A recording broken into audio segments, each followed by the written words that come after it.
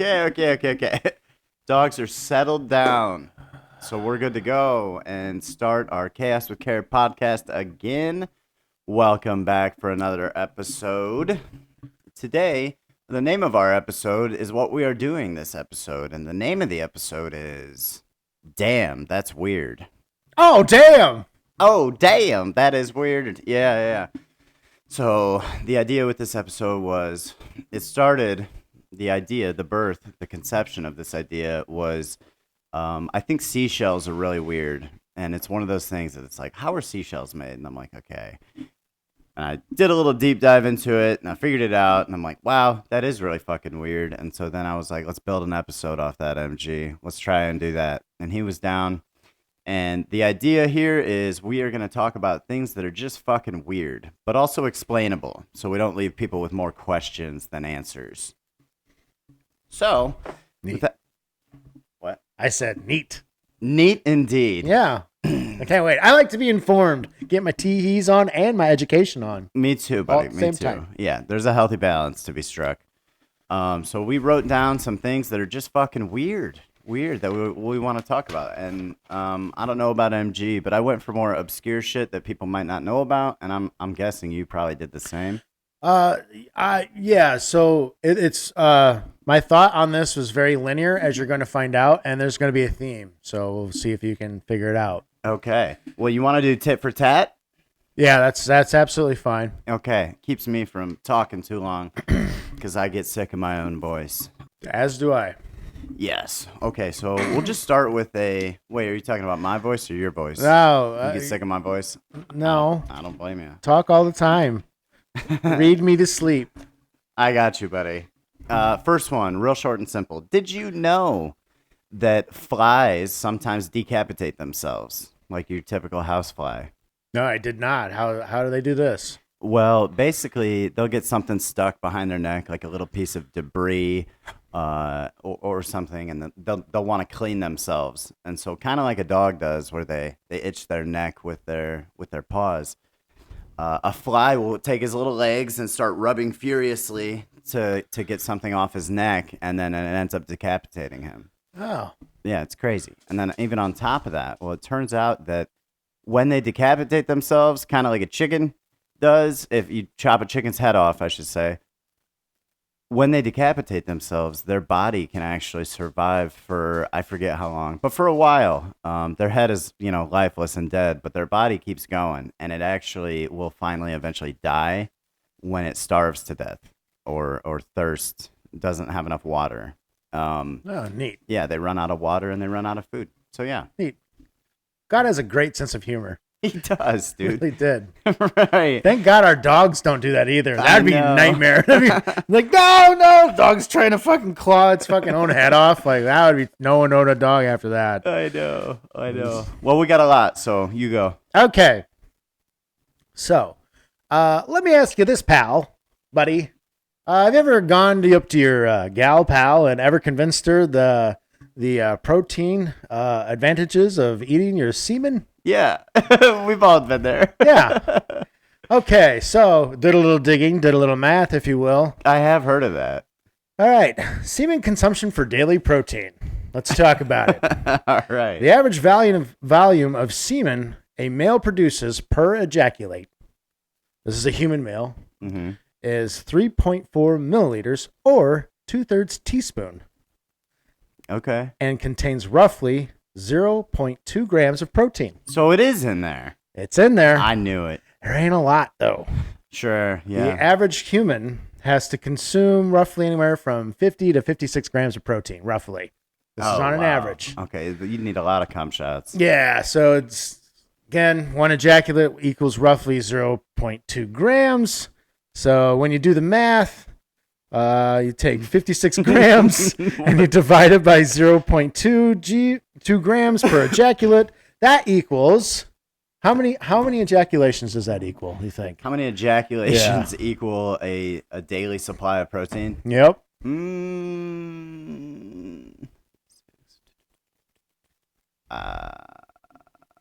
150? 280 ejaculations. Damn. That's crazy. to hit your daily protein needs. Man. That is close to 1 liter of semen. Oh. So Fuck. when you wake up, start your morning off by jerking off about 140 dudes. Then you're off to a good start in fulfilling half your daily requirement for protein. Okay. So even if you jerk off about 140 dudes, you're like halfway there. You just got about 140 more to go. Damn, that's fucking disgusting. Yeah, isn't that neat? Thanks for putting that picture in my head. Yeah, that is super neat, though. I'll give you that. Science is fun. So what I would do if that was, end of the world, that's my only source of protein, can't find anything else, I got a bunch of dudes around me. What I would do is get them all to jerk off, get the 280 loads, put it in a pan, throw that over the fire, maybe, reduce it down, Okay. just drink the reduced amount. Oh, nice. That's what I would do. Okay, neat. You've already given thought to this, so Yeah, well, I was thinking while you were talking, like, how would I can't drink a liter of jizz, but I could drink a reduced you amount could. if I had to. we could all drink a liter of jizz under the right circumstances. But I'll get to that later. Go ahead. Okay. Another short one that I wrote. This is very short. The last VHS movie that was ever produced by Hollywood in the United States. Do you know what it is? Oh, that's neat. I love this question. Yeah. Okay. Because you were alive with the death of VHS just like I was. Yep. I fucking remembered this before I even looked it up. I was like, I think it's this movie. And I was right. Oh, boy. If you'd like a hint, I can give you a year. Give me a year. 2007. I would not have thought that. No? I remember. No. Yeah. I mean, nobody was buying them at that point. No. But that was the last year. Yep. Garsh. Oh, gosh. Iron Man. Good guess. I'm only assuming it was a big name, but yeah. It's not Iron Man. Would you like me to tell you now? Yeah. Cars. Cars from Makes 2007 was the last movie on VHS produced in the United States. Okay. And a little added bonus fact to that. So actually, Hollywood kept making VHS for one other country. I believe it was South Korea. Apparently, they had a fixation on VHS over there for a while, so they kept it going past 2007 and past Cars into 2010, when that was the last time that they released a VHS in South Korea, and that officially was the end of VHS for Hollywood globally. Would you like to know what that movie is, or would you like to take a guess? It's kind of random. I wouldn't have expected it, but yeah. Okay. Let's go with the fourth American Pie movie. No, yeah, good. Okay. No point in even guessing. There was a lot of movies that came out in 2010. It was Inception. Inception was the last movie for South Korea. Yeah, and then that was it. No more VHS after that from Hollywood. Neato. Yeah. All right, go. Okay. Quinn. Yes. Have you and your gal pal ever talked about what your semen tastes like and how you could improve the quality and taste of your semen? Eat pineapple juice, I believe, is pretty common. So all of this is anecdotal. And asparagus. You ever wonder if you could improve the taste of your semen? So all the evidence is anecdotal, right? There's no scientific evidence for this because nobody's probably going to fund like a jizz tasting fucking control group. I think they should, because what you could market that. Like Dick Holster and the Research Laboratory and the Institute of Science would definitely research funding for this, or gain the funding for the research to market a product that you could just take, like a little drink you take, and then after you process your body and whatnot, it makes your little zip in your jizz. So you didn't have to do that. Semen taste is influenced. Here's what's scientific. Semen taste is influenced by spermidine, prostaglandins, citric acid, and other compounds. And these compounds could be influenced by diet. Could be. All right. Only makes sense. Makes you eat certain things. Like if you eat a lot of garlic and stuff like that, you sweat it out and it comes out. It's like because it's in you, right? Yeah. So anecdotally, what people say to avoid, and again, this is just word of mouth, if you would, or jizz to mouth, is like people eating onions, garlic, asparagus, red meat, making their semen possibly taste more bitter. Well, as you had just mentioned, if you want to improve the taste of your man milk, to include more fruits like pineapple. Number one suggested is pineapple, and then it bounces all over. Kiwi, watermelon, really sugary fruits, basically. Okay. So Yeah. No, I've heard of that one. MG. You fucking would. You would do your whole theme of all your 10 weird things about fucking. you don't fucking know Jizz. it's all jizz.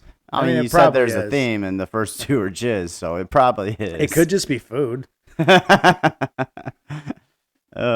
right.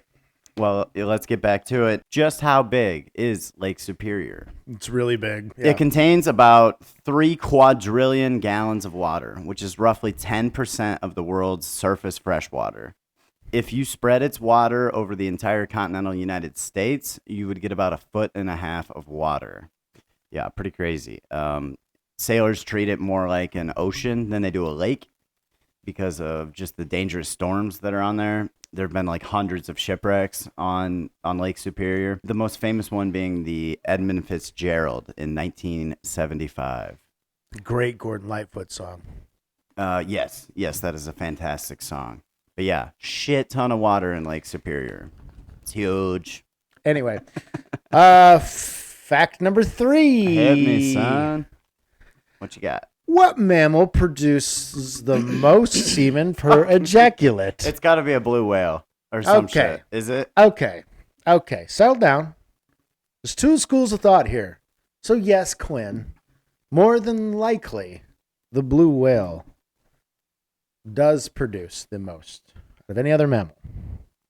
But it's impossible to measure. They can only go off of anatomy. Okay, yeah. I'll explain that in a minute. So the male pig produces 300 to 500 milliliters of semen per ejaculate, compared to the human male, which is about 2 to 5 millimeters. Milliliters, sorry. Is that because they would be saving it up for longer? Like, what's going on here? I don't know the precise. I know they breed like fucking wildfire because the South is just all fucked up by wild boar, which used to just be domesticated pigs that got out. Yeah. So I don't know the exact reason why they produce that much, but they know it down to a very specific science like that because they artificially inseminate pigs on farms. Get the fuck out of here. That's how they know that. Now, I will say, going back to your blue whale comment, makes total sense, right? Biggest motherfucking mammal out there. Yeah. Got a huge set of nuts. Some experts believe that the blue whale is capable of producing 20 liters per ejaculate. Oh my God. That's the equivalent of filling up an entire 5-gallon bucket plus a little more. Yeah. Blue whales' testicles alone can weigh up to 60 kilograms, or that is 132 pounds a piece. That's like 2 of my sons. Just in his balls. That's fucking crazy. Yep. Oh my God. That's hot. Shout out to blue whales. Yeah. Dude. Just Wow. fucking shooting them loads out in the crazy. deep blue ocean. I'm glad you had that Freaky. statistic ready because I knew the real answer there. Sure. Well, like I mentioned in the beginning of this episode, seashells is what got me started on this. So I looked into seashells. If you're not familiar with how seashells work, they are the hard outer covering of some select marine animals, mainly mollusks. Snails produce a single spiral shell. Clams, mussels, and oysters produce 2 hinged shells called bivalves, and scallops make fan-shaped shells with ridges. First, they build the shell. A specialized tissue called the mantle secretes minerals and proteins that harden into a shell. As the mollusks get bigger, it adds new material around the shells again, in turn making the shell bigger and sometimes with new ridges or patterns. The shell's purpose is then to protect the mollusk inside, typically acting as armor against predators and crashing waves, and also in case they get washed up during low tide, it will keep them hydrated for long enough. Like they don't just lose all the water in their body. So every seashell that you've ever found was actually the home to a living creature at one point. Other small animals will go inside and hijack their shell that they left behind because the body will completely decompose way before the shell. After that, either they'll wash up on shore and then you find a seashell, or enough waves crashing into these over time will just degrade the shell back into sand. Neat. Yeah, it's actually really good for the environment. Oh, Yeah. nice. All right, you go. Quinn, have you ever wondered if someone shot semen into your eye, if the sperm would try to penetrate your eyeball? No. Like if they just like shot in there and then they're just like trying to wiggle their way in, just like when they're trying to inseminate the egg, like penetrating your eyeball, and then they work their way in their eye, and then all you see is just these little guys just like swimming around. No, I've never wondered that. Well, you'll be happy to know that no, the sperm cannot penetrate the eyeball. Sperm cells do not have the specialized enzymes or the physical capability required to breach the protective layers of the human eye. So you can take a load to the face and be fine. No Well, need for a doctor's visit. It will cause irritation. Sure. And that is a very good way to contract an STI. Yeah, I bet. Other than that, no, it's relatively harmless other than irritation. So no little eye swimmers in your eyes. Why'd you have to make your whole thing about semen? Oh, that's gross. That's gross. Like you're just the people got to know. I've wondered. You've wondered.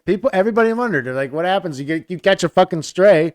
You got to know. Like there's wiggly things in there. Like, get in there. I don't know. I would have never thought that that's gonna cause any real issues, but maybe I'm just naive. No, wait, I'm not naive because I was right in thinking that. I mean, if you were naive, I would. I just didn't care, MG. That's the thing. I just didn't care to know the answer to that.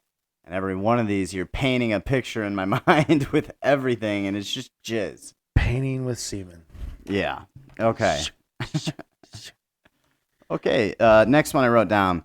There are caves in New Zealand and Australia that are homes to thousands of glowworms. Well, they're not really glowworms, but they just kind of look like it. They're actually the larva of a fungus gnat that is indigenous to that area. The larva in question, they produce a bioluminescent blue/green light, and that's why people typically refer to them as glowworms. They build a silky web on the ceiling of the cave, and then they have little silky strands that come down that they bring off of it, and then they rest on the silky string coming down. Now, the way that they get food is that the bioluminescent effect attracts flies and gnats and shit into the cave because, light. And so they'll go up to these webs and they'll get tangled in them, and then the larva inches its way up the web and then eats them. And that's how they get their food. What's actually really interesting about this one is that the larva stage is 6 to 9 months, and that's the only time that they can eat. They don't have a mouth when they turn into a full adult. So the whole entire larva stage is when they can actually eat food. And that might pose an issue if you think about it, because when they are the adult and they can't eat, as you could imagine, they die pretty fast. The larva stage lasts about 6 to 9 months, and the adult stage lasts about 3 to 4 days because they die almost immediately. Well, compared to the rest of their life cycle, they die pretty quick. And so what they do is they become an adult, and then they have about 3 to 4 days to reproduce and find a mate and lay eggs, and then rinse and repeat. They got to fucking go out there and shoot that shot. Yeah, right. Go out there, just get it done, and then die. Yeah, but they look so cool. Like when they're in the caves, it kind of looks like the whole ceiling is just like covered in stars. It's pretty cool. Neat. Yeah. You know what else is neat? What's neat, buddy? How fast do you think your jizz travels as it ejaculates from your penis? Depends if I've been saving up, but let's assume we're going for like max potential here, and I saved up for like, a month or something. 30 mile an hour. You are extremely close. It's 28 miles per hour on average. Wow. That is just as fast. So just barely, just a little tiny. Because Usain Bolt was clocked, I believe, at going, I think, like 27.7 miles an hour. It's the fastest human recorded on Earth. No, yeah. Yeah.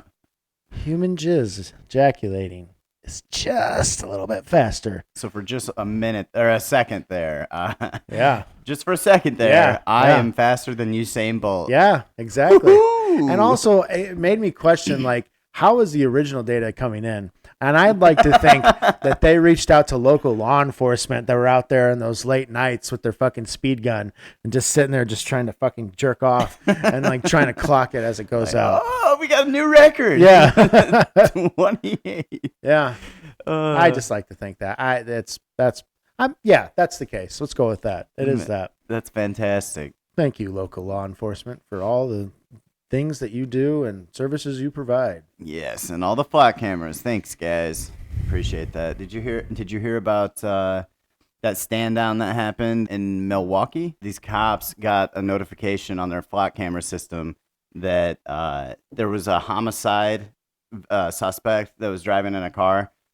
Well, they go and pull that car over with a shit ton of cops, guns drawn and everything, probably ready to shoot because they're wanted for homicide.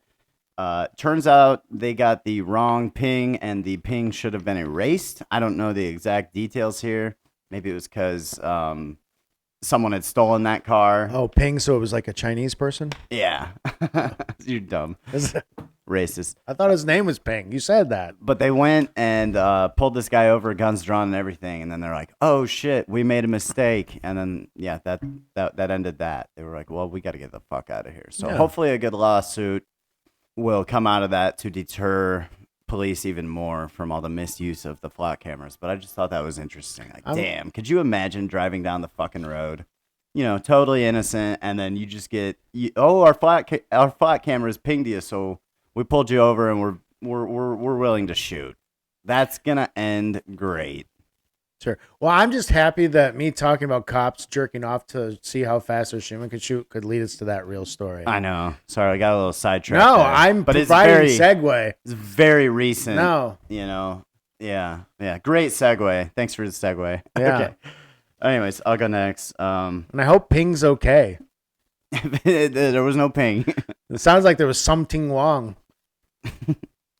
All right, go ahead. Just keep going. Grow up. Oh, I'm just sorry. Grow up. Flock cameras, government's coming for us. Sorry. Oh shit. Sorry. Read Okay. your shit. Okay. People with no modern machinery created enormous geometrically sophisticated works that survived for millennia simply by understanding their landscape. The Nazca lines, if you've ever heard of them, are you familiar with the Nazca lines? No. Okay. Well, the Nazca lines are thousands of huge lines and geoglyphs carved into the desert floor of southern Peru.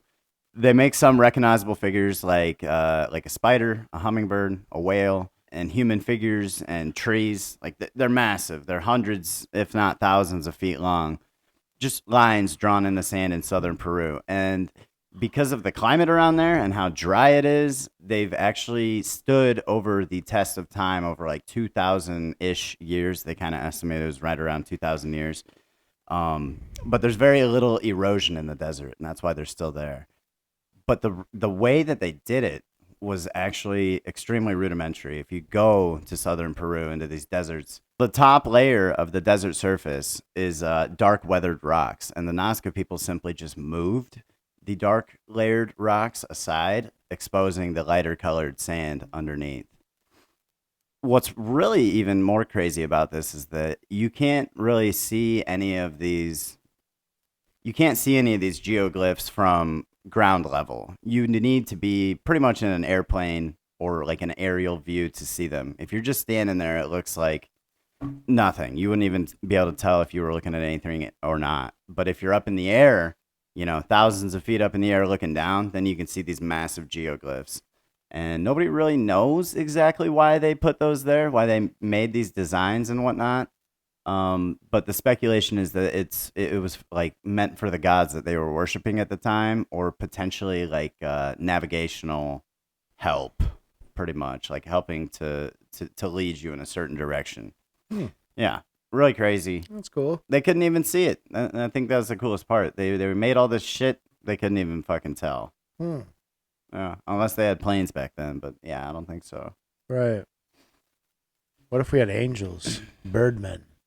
That Never could to be fly. why. Right, we would never know. There was no recorded history. The Nephilim. You heard it here first.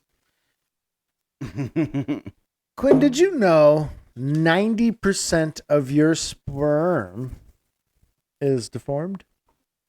No. It either has 2 heads, 2 tails, or some other kind of deformed feature. So 90% of our sperm Does it is a take little wonky. Huh. Does it take like a perfect sperm to make an egg, or can one of these, fucked up sperms do that? I don't know. I believe your chances are really, really decreased of those like inseminating it because they're all like, you just got all these tarted sperm just going in there and Yeah, I all could see fucked that. up. Yeah, right. They might fall a little behind in the race. Or maybe they do. I don't know. Maybe that's where Down syndrome comes from. Oh, I thought it was because of gays. Gays won't stop kissing, so we get more retard babies. Yeah. Yeah, I see the correlation there for sure. No explanation needed. That's what Joel Osteen says. Pat Robinson used to say it back in the day. I don't The know. 700 Club. Yeah, he ran the 700 Club back. Swan Fox, like hardcore Christians and whatnot, got in a lot of trouble after Katrina happened, and he blamed all the sodomy and shit that was happening in New Orleans. What? That went well. Oh yeah, that was a real story. What the fuck? Yeah, all that fucking travesty down there that was happening to those poor people, and this motherfucker had the balls to come on there and was blaming all their sinful ways and shit because God was punishing them. I never knew that. Never heard of that guy. He was a real piece of shit. Huh. Yeah, so burn in hell, Pat Robinson. Thank you. Didn't know that. Okay. Number 5. The opu fish in Hawaii is famous for something that almost sounds impossible, and that is climbing waterfalls, up to 1,000 feet high even. They reside in fast-flowing tropical streams. They like it. They're genetically disposed to climb through heavy currents, and they like to flow against the current. It's kind of wild. But yeah, they can climb waterfalls. They have a sucker on their stomach that pretty much acts as a leg. Mm-hmm. And what they will do is they will climb up a rock like an inch and then suck on it, and then they're good. And then they will climb another and then suck on it, and then they rinse and repeat, and they just keep going and keep going. Right. It's crazy. They have been documented to literally climb waterfalls. Like I think the highest one recorded was about 1,200 feet high. Now, these fish are pretty native to very tropical places, mainly Hawaii being the big one. And what's also crazy about these fish is that they are amphidromous, which I hope I pronounced that right. But it means their life cycle is both in freshwater and saltwater. So how it works is that your adults will have, they'll lay their eggs, and tiny larva gets washed downstream into the ocean, and that's where they spend several months growing in that stage down in the ocean.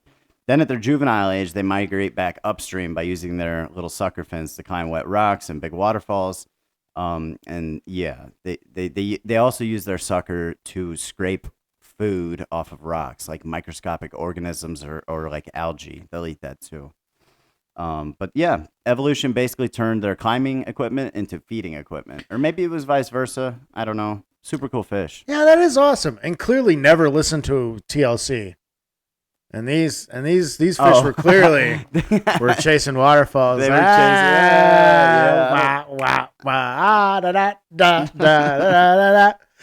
Okay.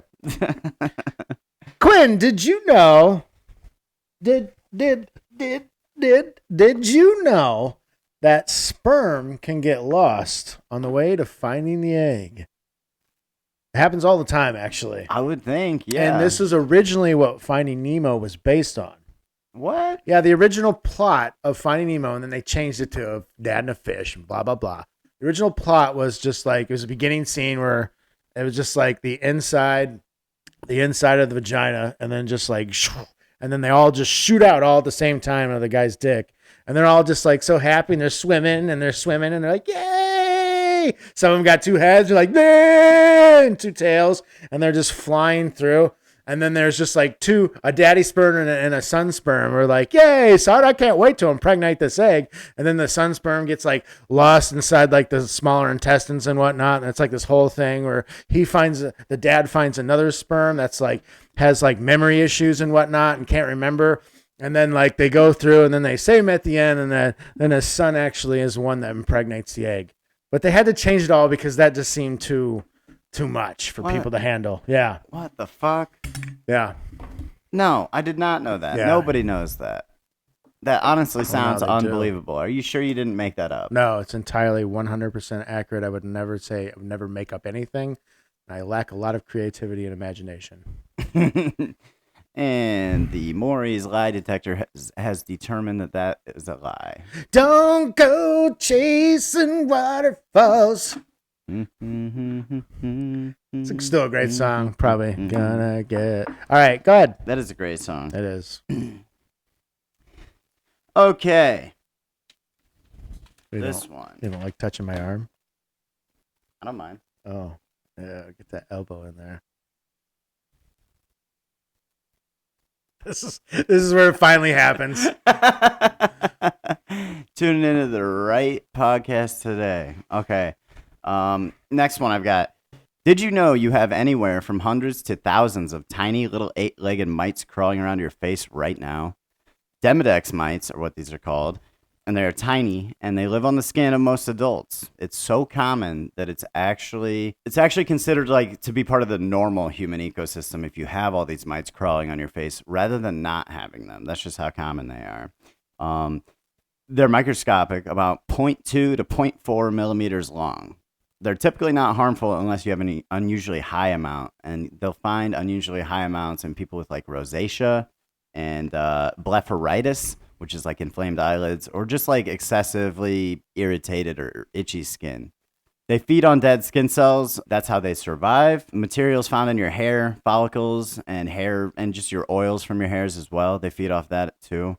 And they spread through close skin-to-skin contact, which is why it's so common. They're also most active at night. They like to reside in your hair follicles during the day, and then they come out at night and feast. They're normal, though, so don't freak yourself out scrubbing your face after hearing this. Oh, nice. Yeah. And I think that's there is an acceptable amount of body flora that you always hear about to maintain and whatnot. I guess that would be more fauna. I just knew that, you got these microscopic living things. I just didn't know that they were little 8-legged mites, pretty much. 8 legs? What the fuck? That's actually pretty creepy. All right, you go. Quinn, I've been talking a lot about sperm here. Yeah. I'm glad you've been taking this journey with me. And especially in the movie industry, once they make one movie and then a sequel, and then another sequel and a sequel and another sequel, eventually it ends up in space. So this is sperm in space. April 2018, SpaceX performed a cargo reload mission to the International Space Station. But another part of their cargo was frozen containers of human and bull sperm. This has famously been astronauts' favorite treat.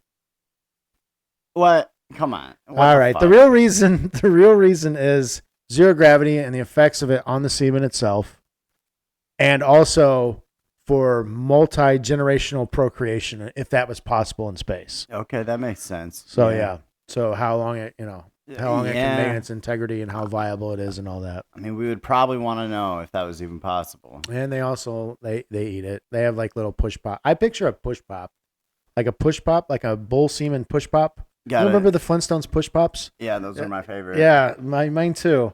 And there can be even better now because it's bull semen, so they just push it up and like. Yeah, I don't think they're eating it up there, boss. Yeah, well, you don't know. You're not an astronaut. You don't know what freaky shit happens up in space. Right. If any astronauts are listening, let us know. Yeah, please. Let us know. Shit. That's funny. Okay. All right. The next one I've got here. An estimated 10 to 35% of people have a genetic trait called photic sneeze reflex. And it makes them sneeze when they suddenly look at a bright light. Scientists aren't positive the exact mechanism that causes this, but the leading explanation is basically cross signals between nerves in your brain. When you move from darkness into bright light, your pupils rapidly constrict. This response is controlled by the optic nerve, which processes visual information. Sneezing, on the other hand, is triggered by the trigeminal nerve, which detects irritation in the nose and the face. The visual stimulus appears to spill over and accidentally activates nearby sneeze-related pathways in the brain, and it often runs in families, meaning it is a dominant trait. That's fucking weird. It is fucking weird. Sneezing's weird. So that's probably why it doesn't work for everyone when you say, look at the light, it'll help you sneeze. Well, only 10 to 35% of people have that. They don't really call it a disease or anything. It's just a trait to have. Gotcha. Yeah. I just thought that was interesting. Yeah. All right, you go. We are down to fact number 9. Sperm facts. Scientists built sperm-inspired robots in 2018. Inspired? What do you mean by inspired? 2018, University of Exeter. Researchers proposed magnetic, tadpole-tailed micro-robots modeled on sperm to deliver drugs through the bloodstream. Wait, what? It's an example of nanotech borrowing from evolution's design. Yeah. So the way the sperm's designed, they designed their little nano robots to deliver their drugs to the bloodstream. What the fuck? Well, they're little swimmers. Makes sense. And then they improved them. They made them cyber sperm. Jeez. I'm sure this is going to have no negative consequences down the road, like not used for any nefarious purpose whatsoever. No, definitely not. Definitely not gonna like just pouring weed out the pouring those little fuckers in the water stream or something, causing havoc, getting inside your bloodstream, and you drink them. And then now you're in your body. You got these little robot sperm. Do they come with more protein? See, now we're talking, and this is why Dick Holster needs to get on this. Dick Holster, please, Dick Holster. Put more protein in me with your robot sperm. Yeah. All right. Damn it. I didn't know we were only talking about jizz today from you. Fuck. Yeah. I would have been more prepared mentally for this. The fuck do you think I was going to do? Like, here's where the color purple comes from. Yes. No. No. Fine. Have it your way. Oh, by the way, Burger King, and I don't know what the fuck's going on. Burger King must be marketing the fuck out of themselves, but Burger King overtook Wendy's for number 2 fast food restaurant, at least in the nation. I don't know about the world, but wait, yeah. Wendy's was number 2? It was under McDonald's. Yep. No shit. Yep. Interesting. So, well, Burger King is on a marketing kick right now with their CEO.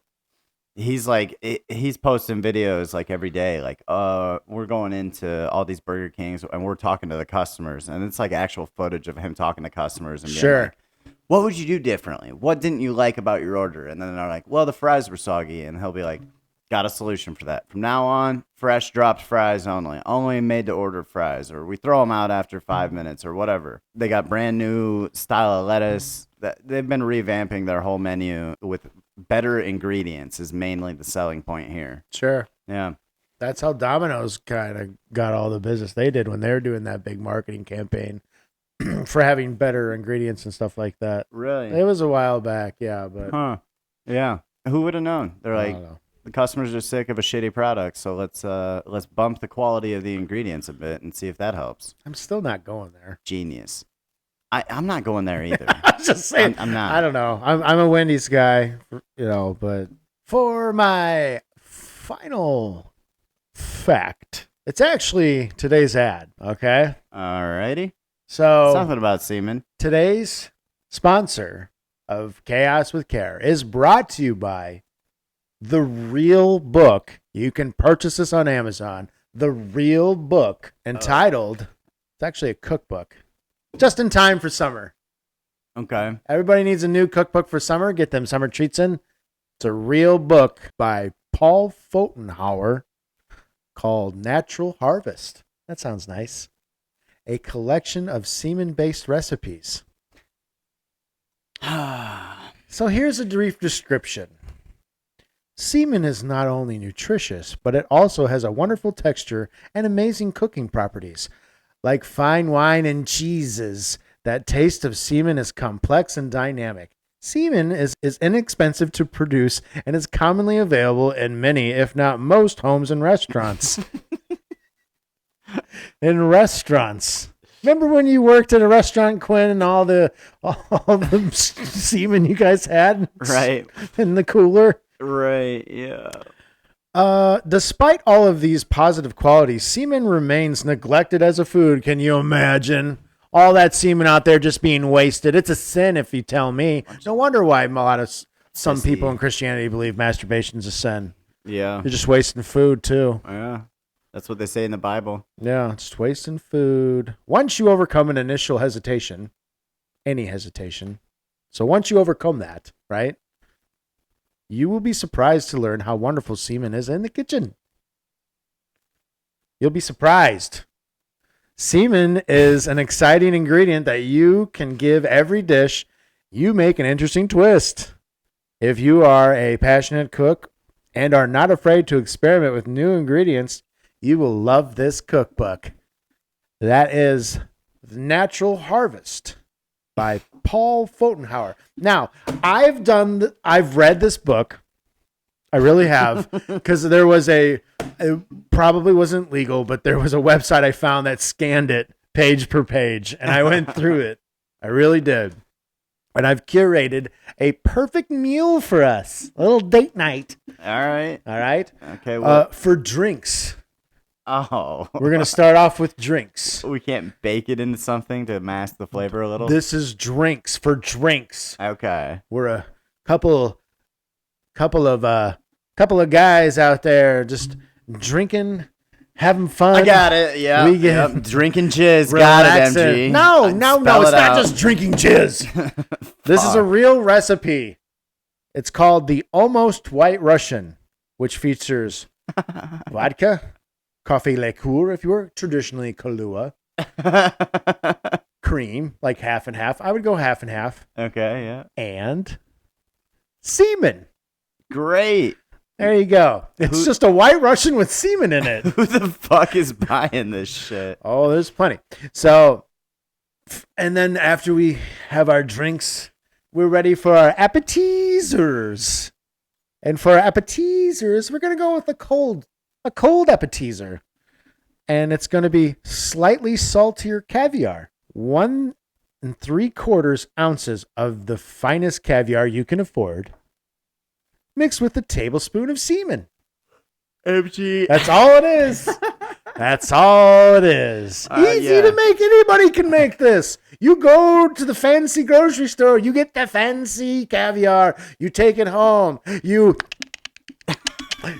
And then you have the most exquisite, finest appetizer you've ever had, ever dreamed of.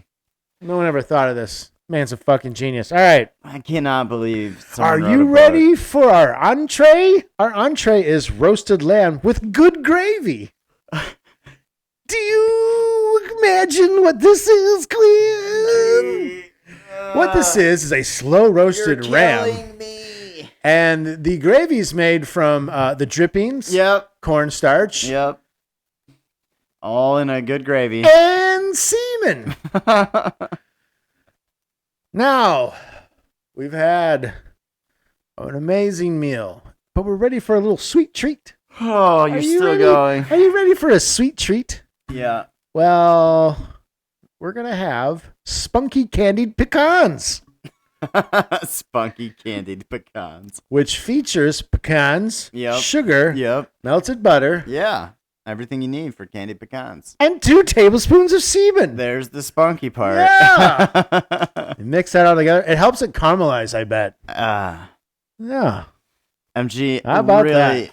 This is a real fucking cookbook. God damn it. Look up Natural Harvest by Paul Fotenhauer. I promise you, it's on there. We're gonna do it, and then we're gonna all eat our own cum. Eat our own jizz. Eat our own jizz. No jingle. No jingle. Not a jingle for this one. Sorry. God damn. Fuck. MG. You're something else, buddy. You are something else. And I actually cannot believe that that's a book. That is just real fuck. Book. What was the guy thinking when he made this? Like, oh, no one will have ever thought of these revolutionary proprietary recipes. So I'm gonna write them down.